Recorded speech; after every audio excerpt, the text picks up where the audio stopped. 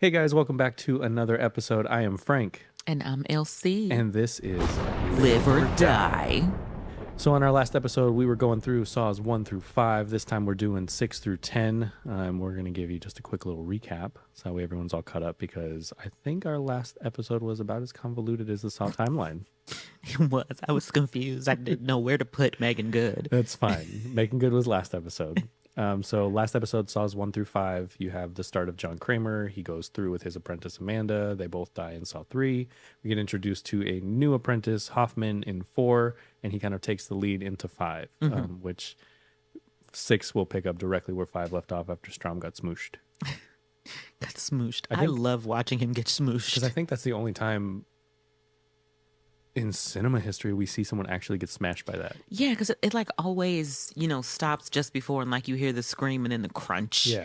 But like we actually got to see this time what happens when the crunch It was messy. occurs. Like, oh my gosh, watching the hands. Like what is this bone? I don't know. Where's your femur? That's the leg? The legs. The arm femur gets broken and it pops right out. Tell me why when you said what's this called, I legit wanted to say arm femur. That's fine.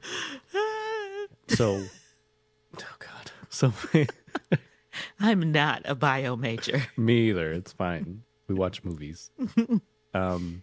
So for Saw 6, this one is probably one of my favorites. 6. Yeah. Absolutely. 6 is really, really good. 6 was the first time that the editor, Kevin Groyer, got to direct. Okay. And so he knew the franchise in and out. It was his directorial debut. I thought it was really, really good. The traps were really good. I cared about the characters other than Roderick. Roderick rules. Roderick rules. That was a good movie too. Fantastic film, but Wrong not podcast. for this show. Yeah. So Saw 6 sees John Kramer, aka Jigsaw, go up against an insurance company.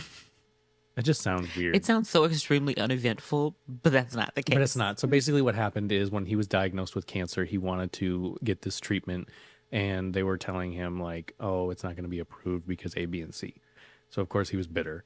And then before he died, he set up this trap. So at the end of 5, Jigsaw presents Jill, his ex-wife, a box. And of course, we don't get to see what's in the box in 5, but it is revealed in 6 that he passed her on kind of like a game of her own. So it had the envelope in there for the 5 victims for Hoffman and then 1 victim for Jill. I just want to say that since we're on 6, I feel like this is the perfect time to have this conversation. It always bothered me that they actually carried on these things after he died. Like, you could just stop. They all could have stopped. Yeah, it could just end the madness. It could, but I think he was blackmailing them. But he was dead now. Yeah, but we also didn't know at this point that Dr. Gordon was working with him or that the guy from Jigsaw was working with him. Yeah. So they knew. I assume that they were aware of these other apprentices. But that to me, that made it make sense. Because it's like, okay, well, especially with Hoffman, because Hoffman's whole thing in 5 was that he killed Seth Baxter and made it look like a Jigsaw trap. And I remember Jigsaw was very offended and he said it was inferior work.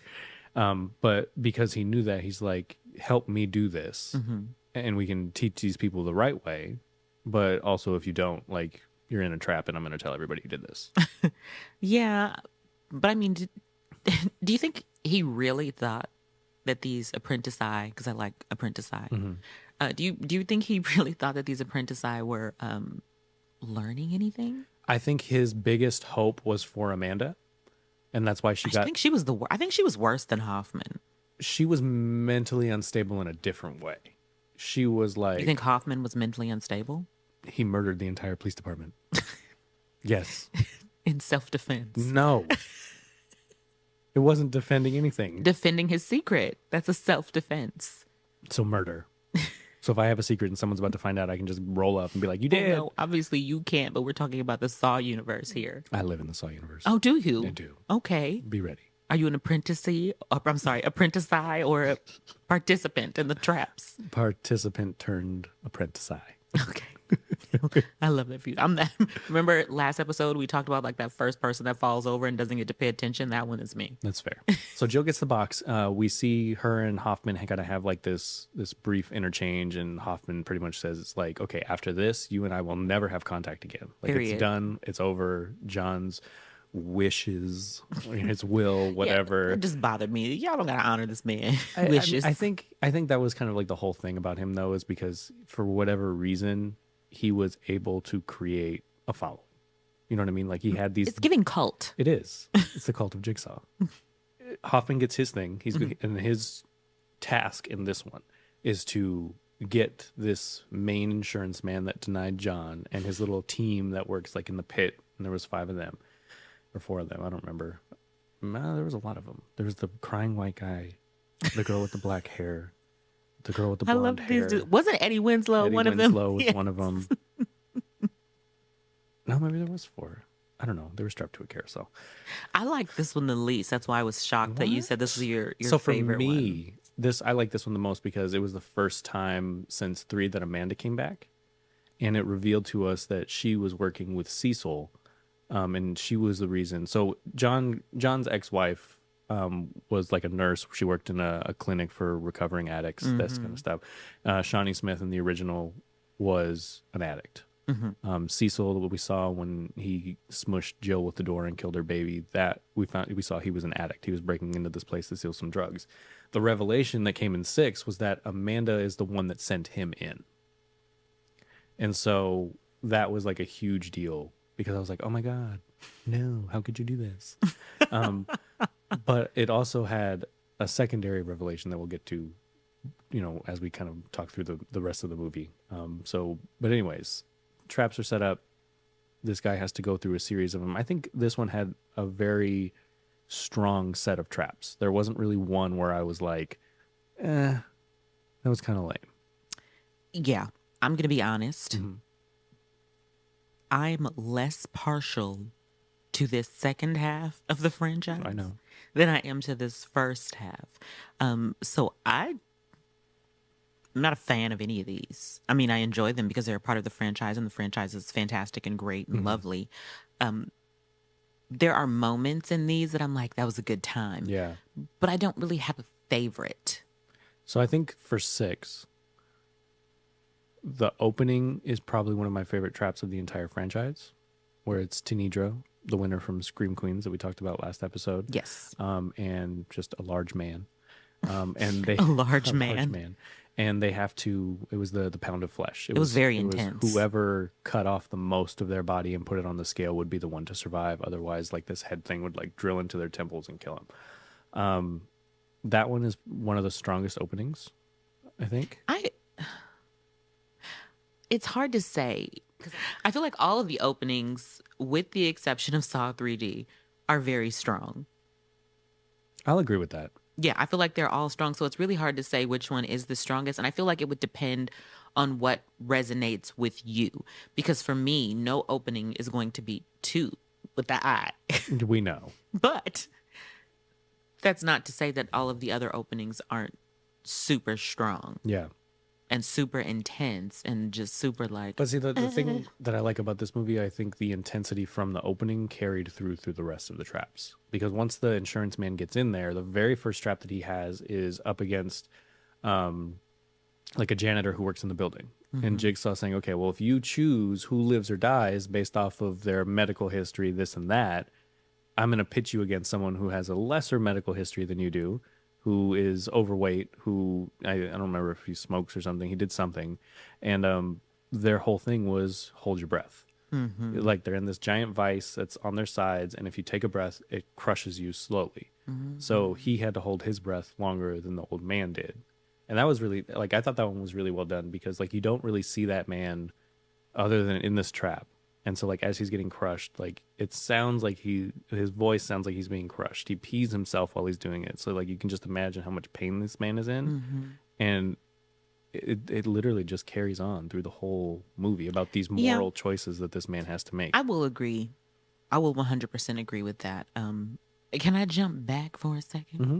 Because as you're talking about this trap, this reminded me of another trap. I can't believe I didn't talk about this. Mm-hmm. Is if I'm remembering correctly, because these timelines confuse you, girl. Yeah. The one, I think it was 4, Okay. with the lady who's attached to the husband, and she's got to remove the poles. That is the like one of the apps. That woman was like, oh, "Okay, here we she go." was like, all right, here we go, Yeah. and just like, my husband. Yep. And I think that the first half, 1 through 5, did a really, really good job of casting people who were strong enough supporters to sell those traps. I agree. And I feel like the farther in we got, the less that became important. I didn't care. I seem to have lost care. Yeah, for these people. For some of these people. And it's not because like we're immune to no. what he's doing to people, or we've become desensitized to horror, because you have to care about these people, and it's a testament to. And I'm not going to put the blame on the actor, right? Because they were cast, they went through the process, whatever. But if it's not written well, and it's literally just So you coming for the writer is what you saying? I'm just playing. Yes.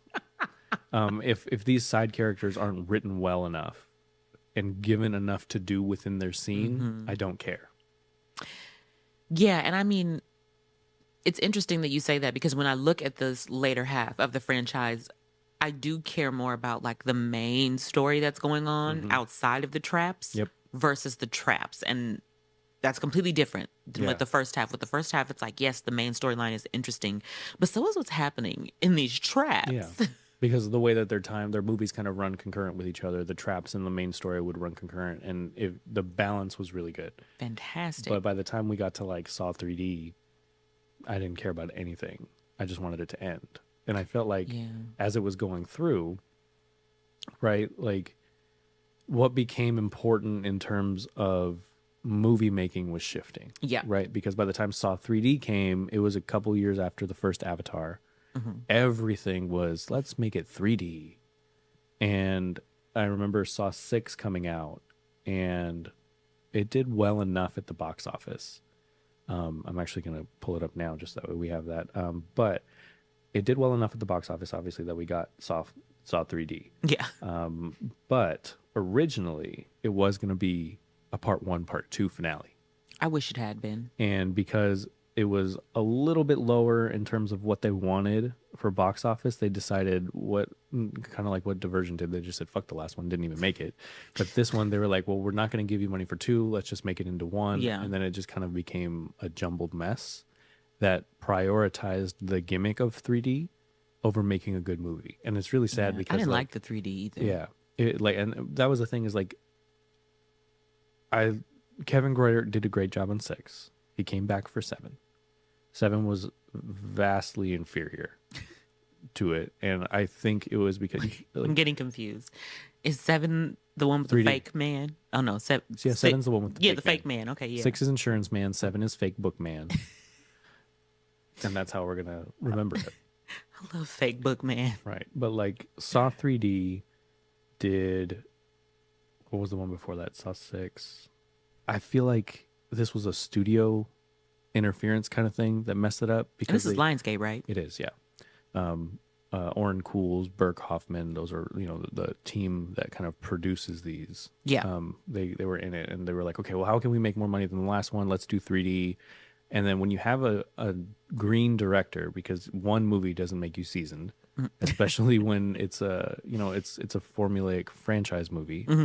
You can't jump from learning how to make a movie to learning how to make a 3D movie, because the technology and the setup and everything on set was very, very different. You're looking at a whole different dimension in terms of what you're shooting. So your depth, your production design, everything is far more important, because if it's not fully fleshed out, like the entire space that you're in, it's going to look and fall flat. And then everyone's going to be like, well, that 3D sucked kind of deal. But That's how they're going to say it. because they did it, and I don't remember if 3D was I'm pretty sure they shot 3D. I didn't think they did a post-conversion 3D.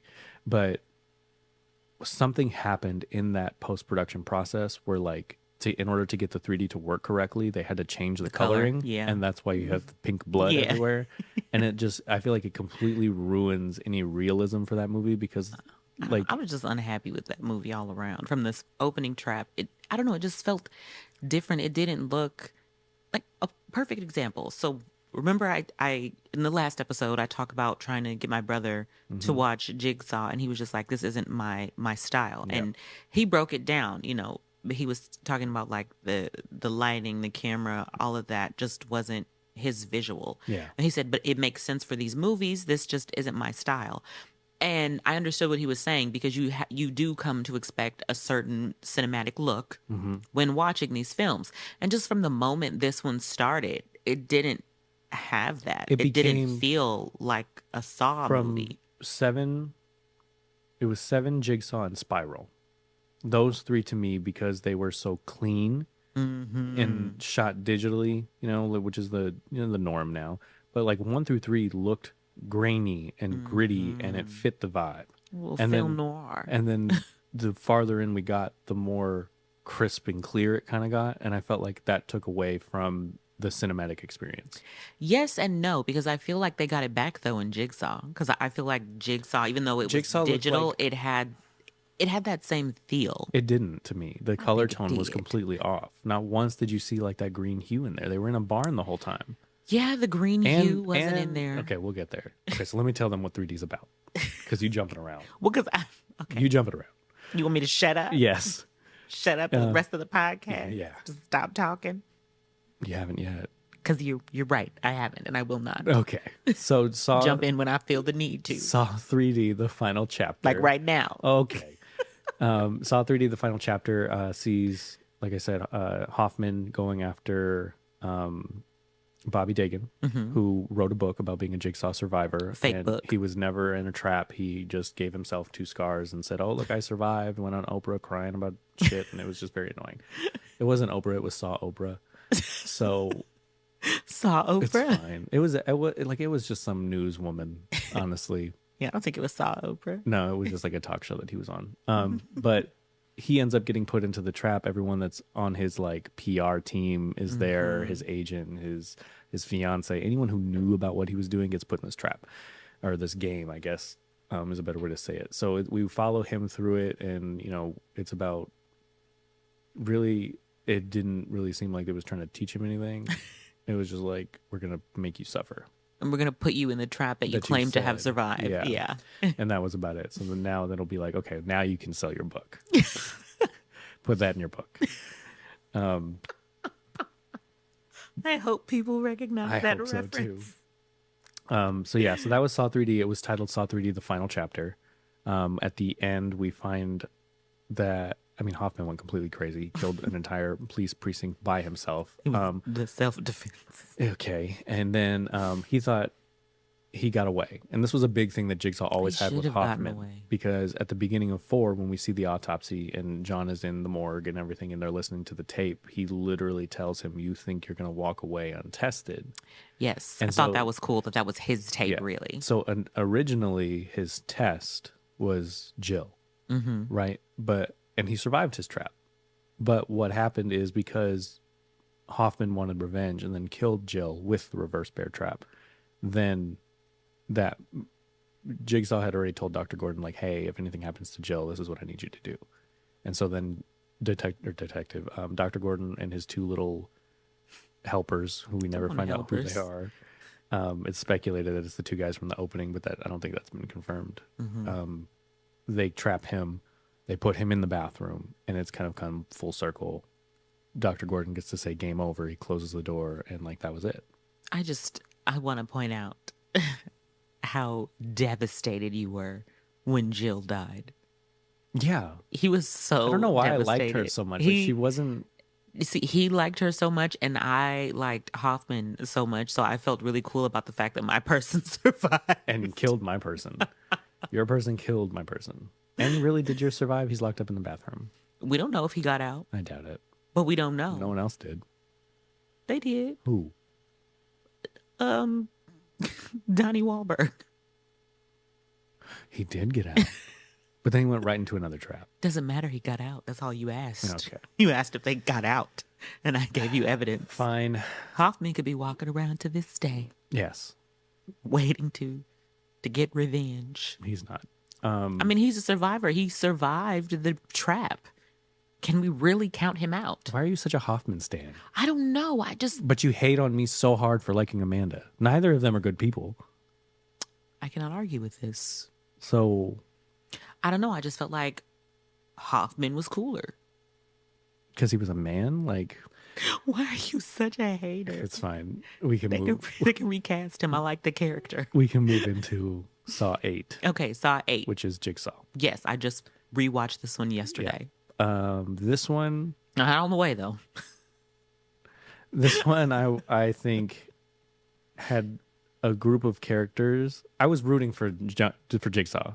Like, I did not like. I didn't like any of these characters. people. Yeah, And same. it's sad because like Laura Vandervoort was in there. She was the female lead. She was Supergirl on Smallville. Like, I liked her from that. Yeah. But then seeing her, like, first of all, she disappeared after that, unless she was working in Canada. You did love her. I did. On Smallville. I did. She was really so cool. much. And then she came back in this, so I was excited. And I was like, great, great, great. And like, Great. I sympathized with her character up until it was revealed like what her character was really up to. This one was kind of complicated too because it takes place 10 years after Jigsaw's dead, so quite a while after he died in Saw 3. Again, I've seen this one the least, and I did not watch the whole thing yesterday. But if I remember correctly, something that was confusing to me the first time around was that the timeline, even within the movie, it's like all of the stuff that's happening with the doctors, that's present day, and everything within the trap. Yeah, is so like that was the big past. that was the big thing. This new apprentice decided to start a new game. He's recreating the original game from Jigsaw, very first one ever. He was involved in that game, and so that was the whole twist of this movie: is that everything that we're seeing is the past. Yes. It was that very first time Jigsaw had ever done this. And the way that they marketed this whole movie is Jigsaw's back, and we're trying to figure out, like, did he really die? Like, what's how was he going on? back? And then we find out that the doctor was just recreating that whole thing. Once I had seen the whole film and then I came back and did this rewatch, it became obvious to me that this was the past. Because what was up with them buckets?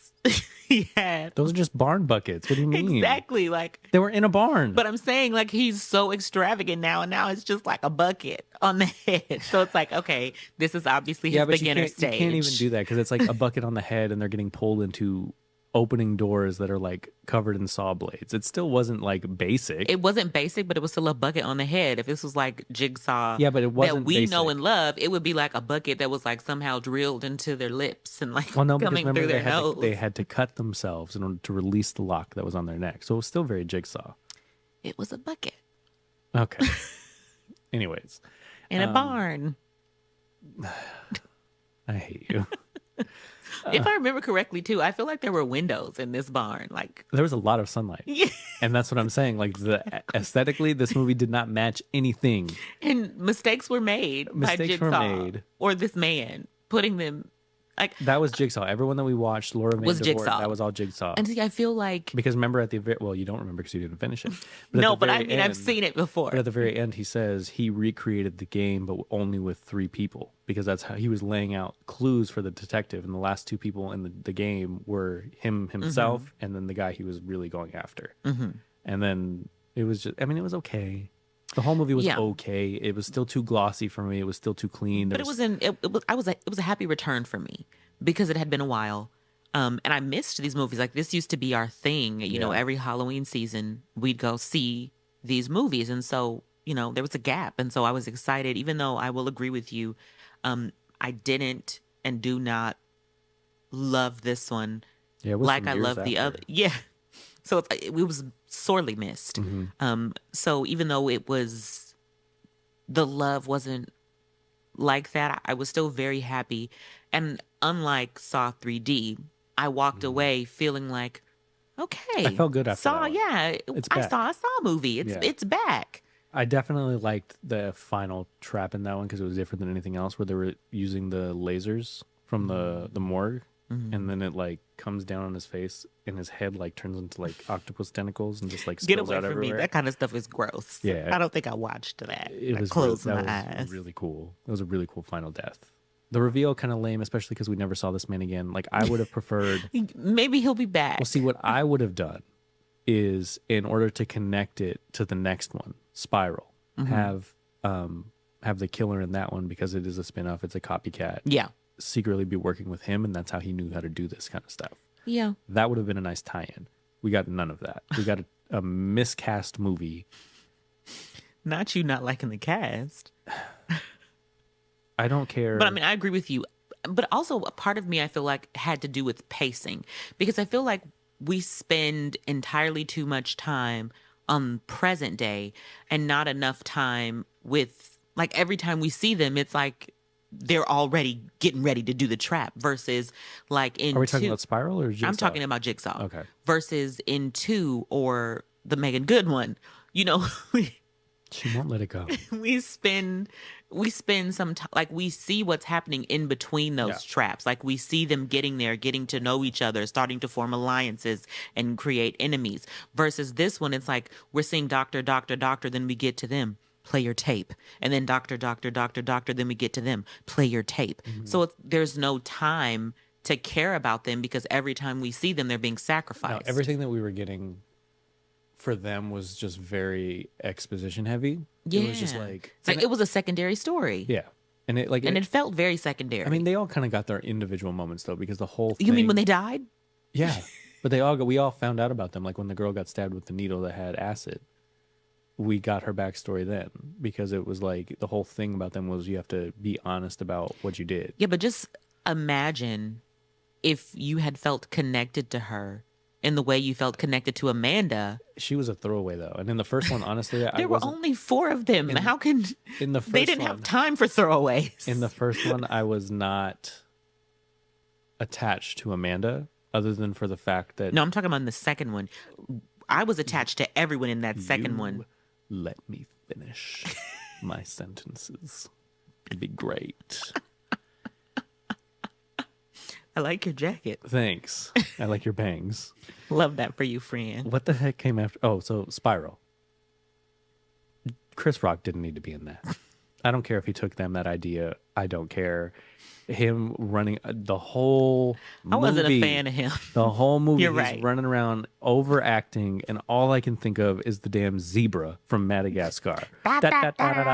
Circus. Like, I couldn't take it seriously. So also, I thought about this because I feel the same way. Like, I cannot take him seriously. Like, I'm so sorry.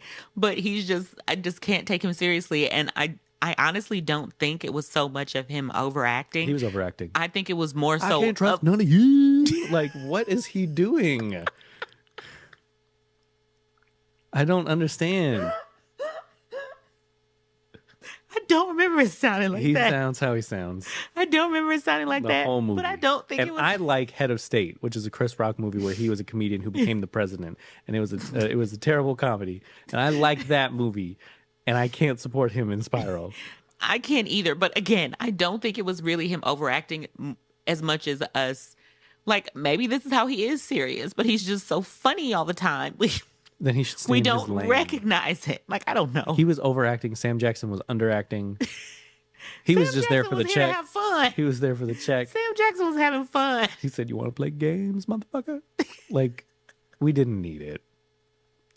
It was a good time. Okay, so main cast aside, I loved every trap in this movie. The first one where the man is in front of the subway and he has to rip his tongue out. That one was great. I was so desensitized to the traps by this point. That's fair. The one Nothing stands out to me. Well, the one where the guy was like strung up and the glass machine was throwing glass at him, like he was crunching it up and blowing it out and cutting up his back. That was cool. The one where they covered the lady in hot tar, and like they tried to pull it off and it ripped all her skin off. I mean, they were just like, I don't know. They were cool. gross and stuff. I don't know. I think I just didn't care about this storyline enough. Hold on, my back's itching. Okay, It's winter. I'm dry. That's why I got the coat. Okay, because you're dry. Because it's cold. You're gonna sweat in the coat and get moist. Like Maybe. what? Who says moist? Like, really listen to that. Moist. How you doing? You okay? I'm fine. Okay. Moist?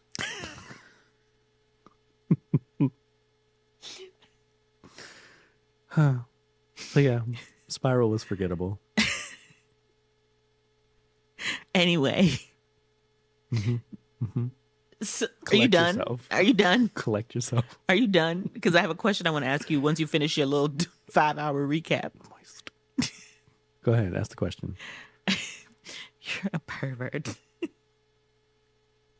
So, I mean, I was going to ask you who your favorite accomplice. My favorite accomplice. ENTS, accomplice.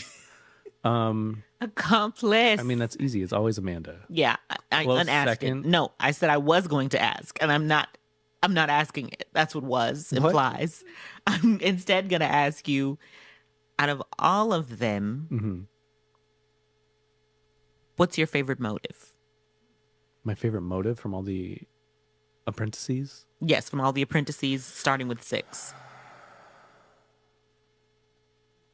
Damn. I mean, Hoffman, I don't really care Hoffman? about him. I said Hoffman. You said Hoffman. What did I say? What did I say, guys? Did I say Hoffman? He said Hoffman. No. It's fine. Having a stroke.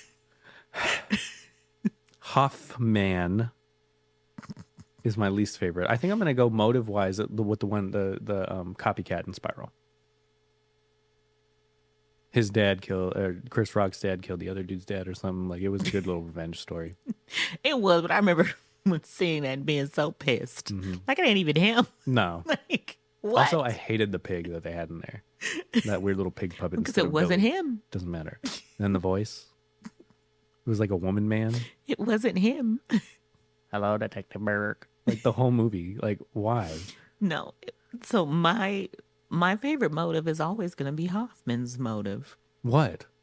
Do it so I don't get ratted out? No, it all started from him avenging his sister.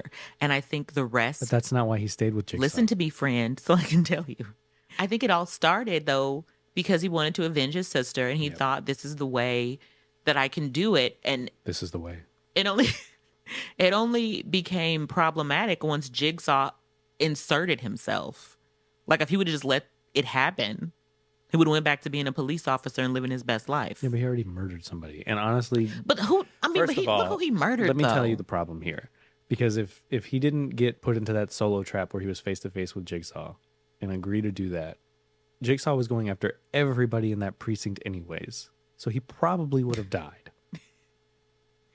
I don't know. Death is crazy. I don't think he would have died. He would have died. I don't think he would have died. If he wasn't working with him, he would have died. I don't know. I think a lot of this didn't have to happen the way it happened. It didn't. It could have just been done when John died. Exactly. So it's fine. You know, we got 7 more movies after that. I guess. But that pushes us into Saw 10 or Saw X. Did we done talk about that already? No. This one takes place before, if I'm not mistaken, before them all. So you're mistaken. Oh no, it takes place after Jigsaw. So no, I'm doing this recap. It takes place between 1 and 2. What? Yes. Okay, so it takes place between 1 and 2. In the movie, what is happening is he finds out that he has the cancer. He finds out that he's got the cancer. And so he's in a nice little support group. And in the support group with him is Michael Beach from Soul Food. The fact that you knew who that man was. He was also in a really great episode of Law and Order called Down Low, where he was on the down low and had HIV and gave it to his wife. Fantastic episode, one of my favorites.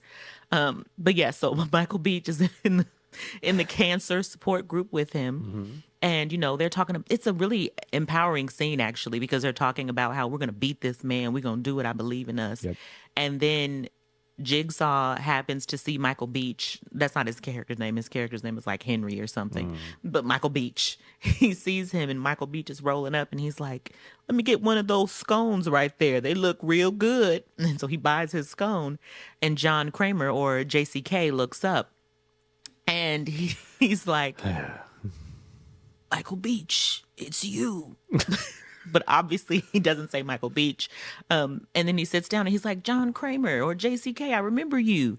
And they're sitting there and they're talking, and and John says, "You look good." This is I'm not mad at it. It's a It's great pretty voice, good. right? This is John Kramer. This is how he talks for those who haven't seen the films. And so Michael Beach tells him, like, I'm in remission. I had stage 4 and I'm in remission.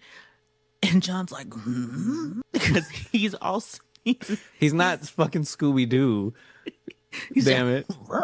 Exactly. So anyway, long story short, he tells him about this experimental treatment that is happening in Europe somewhere. Yeah. And then he writes down a link. And so John goes to the link and he's like, I'm going to try. And so the woman calls him. And I thought this was really rude of John. When the woman calls, instead of saying like, hello, you've reached John Kramer, he's like, who is this? And she's like, it's me, London lady. And he's like, oh, yes, I'm interested. And she tells him, we can get you on the list in 3 months. And he says, oh, okay. And she's like, you don't have 3 months, do you? And so she gets him in within a week. Longer story short, it's a scam, y'all. He wakes up from the surgery and they tell him, But like, you're cured. This is the thing. Like, while he's going through the surgery, right? Like when you do brain surgery, sometimes they'll keep you awake to check your cognitive stuff and make sure that you can respond and they're not poking anything they're not supposed to. He's literally watching them operate on his brain on the screen in front of him. They wrap his head up. He's in pain. He's like, what's going on? He wakes up. And during that reveal, it's just a tape. It was like an educational tape that he was watching of someone perform brain surgery, and it wasn't even on him. So he left thinking he was completely cured. And so he went back. He was like so grateful because he's like, I finally get to live. He goes back to this villa because it's like this experimental, this procedure that they're doing, and they never stay in one place for very long, so they move all around the world. And so he goes back to this place with like a bottle of champagne or something, and everything in there is gone. Everything, all the people, all the equipment, the little lab is still in the basement, and that's where he finds the tape of the educational video. And so he's like, all right, it's on. And now, let the games begin. That wasn't good. Too far. Let me try. Let the games Ew, begin. it's getting worse. Okay, let me hear yours. So I don't do voices. Throughout life, I have always tried to make him do voices with me, and he don't ever do voices. Like, I do all kind of voices. I do Elmo. I do everybody. I do a good Elmo. I did it on vacation. No, you did Mickey. Oh, I did do Mickey. You said, oh, boy. Yeah, I did, and it was really good. So we do voices in my family, and Frank never wants to do the voices with us. No, I'm not good at it. Why would I embarrass myself like Do that? the voice. What voice? Do the roar. Ew. Do it. I love you, Daddy. Oh, Shrek 3 was such a good time. Or was that 4? That was Final Chapter. That was 4, yeah. That was good. But yes, so this movie kind of made me understand JCK. So this one, other than 2, was really the only time that we got JCK. Like, I love how hard it was for you to say that. it was like the first time since the second one that he was front and center for pretty much the entire movie. And then what I really liked is the woman he was going up against was almost as smart as he was. And what I really, really loved about this one was that I finally got to see John Kramer in a trap. It was really, really, really cool. Even though it was part of his plan, because he plans everything, like, it was really cool to see him care about people, care about the boy that was there, care about Amanda. I think I'm going to change an answer from a previous question. I don't think Hoffman's motive is my favorite anymore because I wasn't thinking about this one. I'm going to give it to John, the ultimate motive. You said apprentices, not OG. Did I say apprentice I? You did. Changing the rules. He's not relevant to I'm this. playing like Aaliyah. Amanda. No, Aaliyah, our 5-year-old. She changes the rules as the game goes along. I don't play with her. She It's not winnable. She always changes the rules. Yeah. So I'm changing the rules, Leah style. Okay. Great. So John's your OG. No, we can best go back motive. to Hoffman. I said apprentice I, I'll be honest. Anyways. Carry on, friend. So at the end of this one, we see that the main antagonist, the woman, isn't murdered. She's still out there, and so she's coming back for 11, which is great. Will we be getting 11 this October? I believe so, yeah. Okay, or it's good. it's actually not October anymore. It's September, like September 29th. I'll accept September. I don't back to because I school. missed the tagline of like, if it's Halloween, it must be Saw. I'm going to segue into another question that I have for you, buddy, old pal. Mm-hmm. I know we kind of touched on this briefly Mm-hmm. in the last episode, but now I would like to go more in depth. Okay. When it comes to Saw, remember I said that I thought it was like a new generation of classics. Yeah. You disagreed with that. And I want to know how you think it holds up, like in comparison to the OG classics. Like when you look at it as a franchise up against Friday and Nightmare and Halloween, how do you feel? So if we're comparing them to those, vastly superior. You think it's superior than all of them? Saw, other than Child's Play, is the only horror franchise to have one continuous storyline. You don't think Scream? No. That's crazy. Where was Sydney in the last one? It's not really continuing. We talked about Nev it. wasn't being treated right. Well, now none of them are, and we don't get a Scream 7. Should put Nev in it, Well, here we are. but I digress. I'm Nev Campbell always. Oh, okay. Anyway, I will agree with you. And, you know, I hate to say this, but I think those classic franchises, I don't think that they were like, I don't think they were meant to have like elaborate storylines. I think they were just a good fun time. And then as they carried on, it was like, to make it make sense, we'll throw some story so in. no. I'm going to stop you there. You think Friday the 13th got a great storyline? 1 through 4 had a very continuous storyline. But I said great. I never said that any of it was great. But, But I started off saying it wasn't, and you said, I'm going to stop you there. because you're saying that it's not one, you're looking at each individual piece as a standalone. And Friday the 13th didn't start that way. Ain't that what you do to me? You trying to fight today? I woke up and chose violence. Well, happy 2024. I think that Saw, when you compare it to a classic, Sorry, what?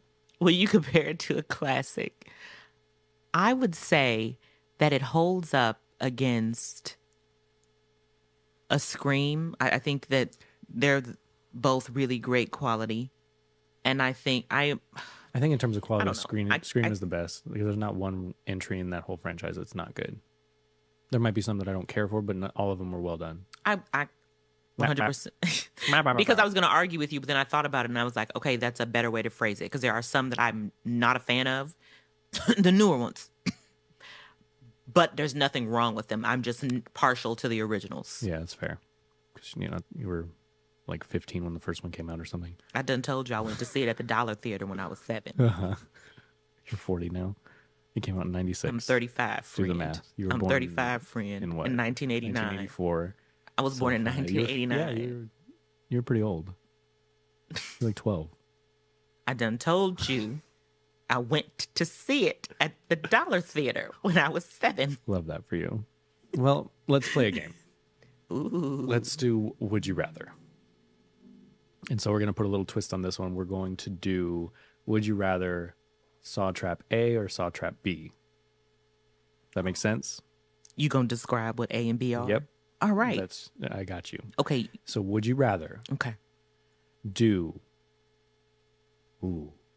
the fish hook in the stomach that has to be pulled out?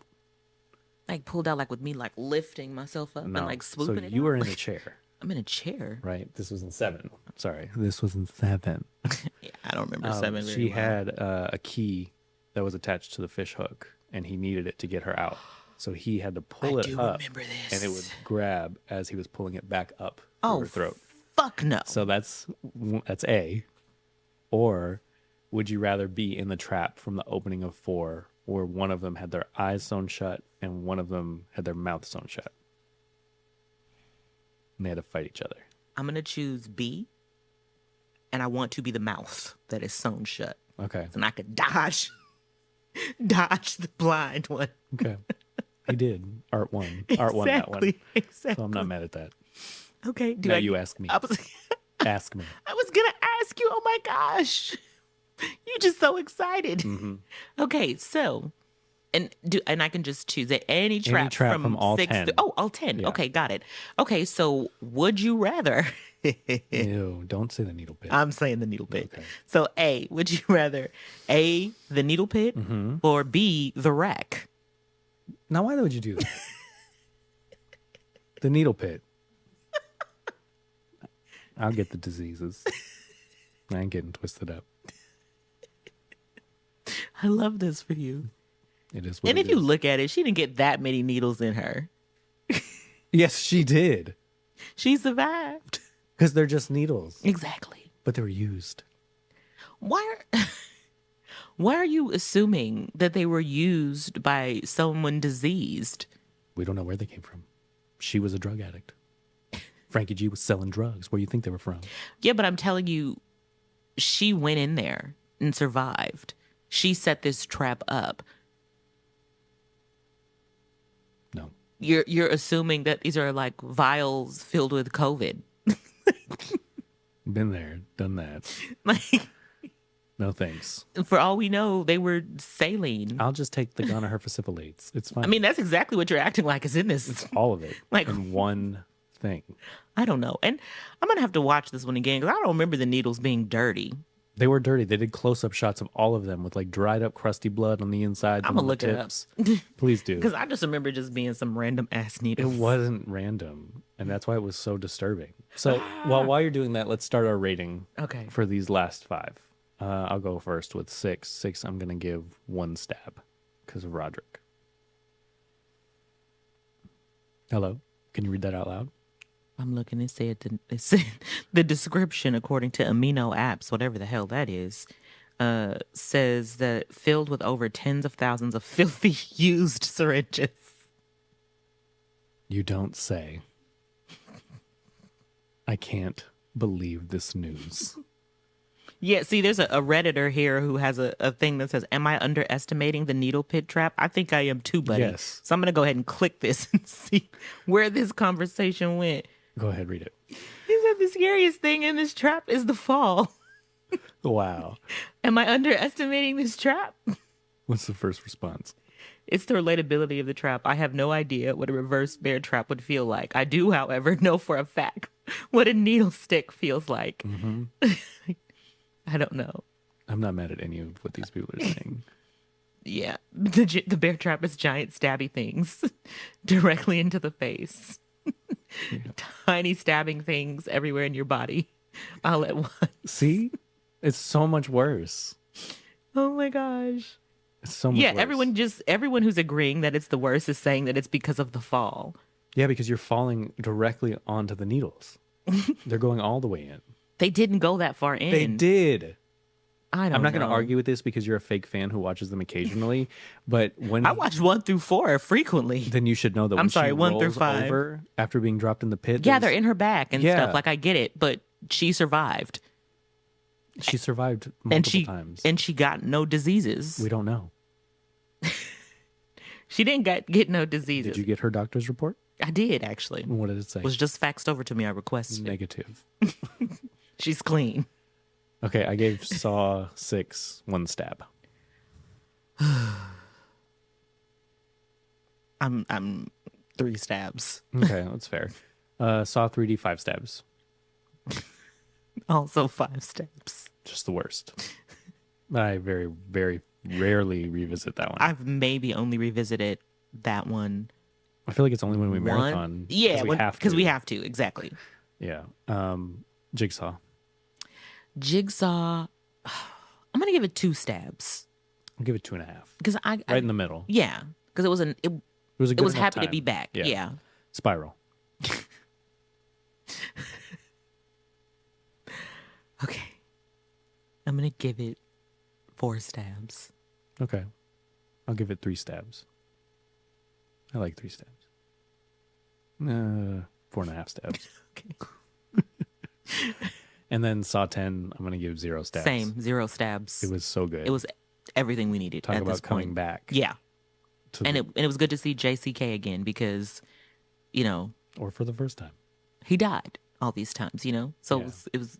it was great to have him back and be in the film and have a presence in the film. Front and center. I feel like we felt like the quality diminished in those, and I'm wondering if it had to do with him not being in them. I think so. Yeah. Because it relied so heavily on everyone else. Exactly. And it's like, you know, That's not what we're there for. these is John's movies. Exactly. So overall, as a franchise, what would you rate it? And remember, 0 stabs is perfect. 5 stabs is terrible.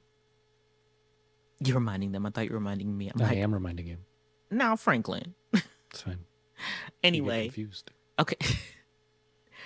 I am going to have to give the franchise 2 stabs. Okay. And I say this because I think it is a phenomenal franchise, but the ones that are not phenomenal are really bad. yeah.